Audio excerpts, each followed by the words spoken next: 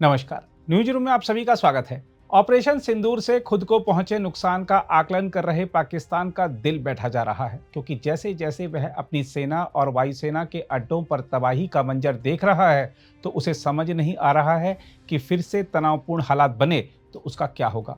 हम आपको बता दें कि वैसे तो पाकिस्तान ने कहा है कि भारत के साथ हाल में हुए सैन्य संघर्ष में उसके एक स्क्वाड्रन लीडर समेत 11 सैन्यकर्मी मारे गए और 78 अन्य घायल हो गए हैं, लेकिन अब जो जानकारी सामने आ रही है उसके मुताबिक पाकिस्तान को इतना ज़्यादा नुकसान हुआ है जिसकी भरपाई में कई साल लग जाएंगे। हम आपको बता दें कि भारत द्वारा पाकिस्तान के दर्जन भर से अधिक सैन्य ठिकानों पर किए गए सटीक हवाई हमलों में पाकिस्तानी वायुसेना यानी पीएएफ के बुनियादी ढांचे का लगभग 20% हिस्सा नष्ट हो गया है और पीएएफ के कई लड़ाकू विमान भी तबाह हो गए हैं।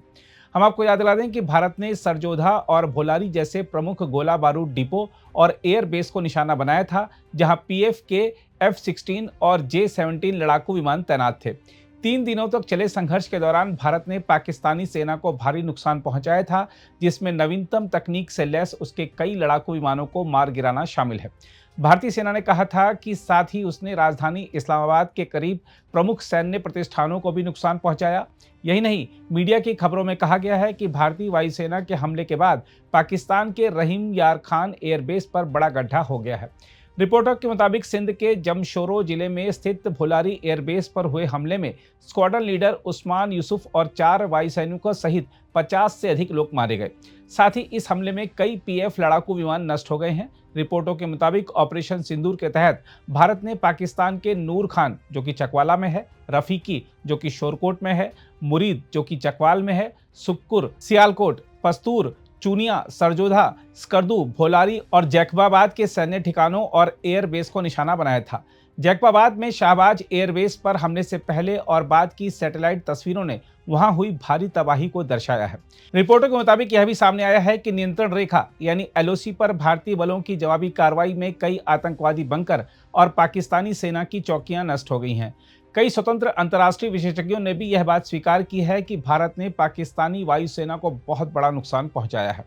हम आपको यह भी बता दें कि भारतीय सेना के एक शीर्ष अधिकारी ने जब कई देशों के रक्षा अताशे या उनके प्रतिनिधियों को ऑपरेशन सिंदूर के सफल संचालन के बारे में जानकारी दी तो पाकिस्तान को हुए नुकसान को देखकर सभी आश्चर्यचकित थे।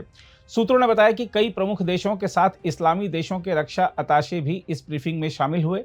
बैठक में मेक्सिको, पेरू, ऑस्ट्रेलिया तथा अन्य देशों के प्रतिनिधि भी मौजूद थे। सूत्रों के मुताबिक ब्रीफिंग में रूस, स्वीडन, नेपाल, फिलीपींस, मिस्र तथा अन्य देशों के रक्षा अताशे, मतलब रक्षा अताशे वो होते हैं जो दूतावास का वह अधिकारी होता है जिसे विशेष दायित्व सौंपा जाता है, तो यह सब अधिकारी इस बैठक में शामिल हुए। एकीकृत रक्षा स्टाफ मुख्यालय ने एक्स पर एक पोस्ट में कहा, रक्षा खुफिया एजेंसी यानी डीआईए के महानिदेशक लेफ्टिनेंट जनरल डीएस राणा ने 70 देशों के अताशे को ऑपरेशन सिंदूर के सफल संचालन के बारे में जानकारी दी। अधिकारियों ने बताया कि लेफ्टिनेंट जनरल राणा ने पुष्ट आतंकी संबंधों के आधार पर लक्ष्यों के चयन के लिए सोच समझकर बनाई गई योजना प्रक्रिया के बारे में विस्तार से बताया। उन्होंने कहा कि भारतीय सशस्त्र बलों द्वारा घोषित उद्देश्यों को प्राप्त करने के लिए गहन बहुक्षेत्रीय अभियानों के माध्यम से की गई एकीकृत, सटीक और त्वरित प्रतिक्रिया पर भी ब्रीफिंग के दौरान प्रकाश डाला गया। एकीकृत रक्षा स्टाफ मुख्यालय ने पोस्ट में कहा, ऑपरेशन सिंदूर में सशस्त्र बलों के बीच तालमेल से प्रभावी कार्रवाई की गई। इसके साथ ही अंतरिक्ष, साइबर और इलेक्ट्रॉनिक युद्ध के क्षेत्रों में भारतीय सशस्त्र बलों की तकनीकी श्रेष्ठता को रेखांकित किया गया। डीआईए के महानिदेशक ने #ऑपसिंदूर justice is served, zero tolerance for terror का इस्तेमाल करते हुए कहा, प्रतिद्वंदी द्वारा चलाए जा रहे निरंतर भारत विरोधी दुष्प्रचार अभियान और क्षेत्रीय शांति एवं स्थिरता पर इसके प्रभाव का विश्वसनीय रिकॉर्ड भी प्रस्तुत किया गया।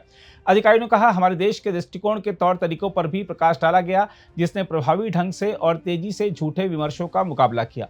ब्रीफिंग में शामिल हुए एक रक्षा अताशे ने कहा कि पिछले दिनों में जो कुछ हुआ है उसके बारे में सीधे भारतीय सैन्य पक्ष से जानकारी प्राप्त करना अच्छा था, क्योंकि इंटरनेट पर बहुत सारी असत्यापित जानकारी मौजूद है। ब्रीफिंग के बाद बातचीत में कई अन्य विदेशी रक्षा अताशे ने भी इसी तरह के विचार व्यक्त किए। इस संबंध में एक रक्षा अताशे ने कहा, हमने पिछले कुछ दिनों में भारतीय सेना और अन्य अधिकारियों द्वारा की गई प्रेस वार्ता को ऑनलाइन देखा है और आज हमें व्यक्तिगत रूप से भारत के ऑपरेशन सिंदूर के बारे में बताया गया। अगर आप भी लेना चाहते हैं देश दुनिया की तमाम जानकारी तो आज ही सब्सक्राइब करें हमारे चैनल को। साथ ही नीचे दिए बेल आइकन को जरूर दबाएं ताकि हर अपडेट आप तक पहुंच सके।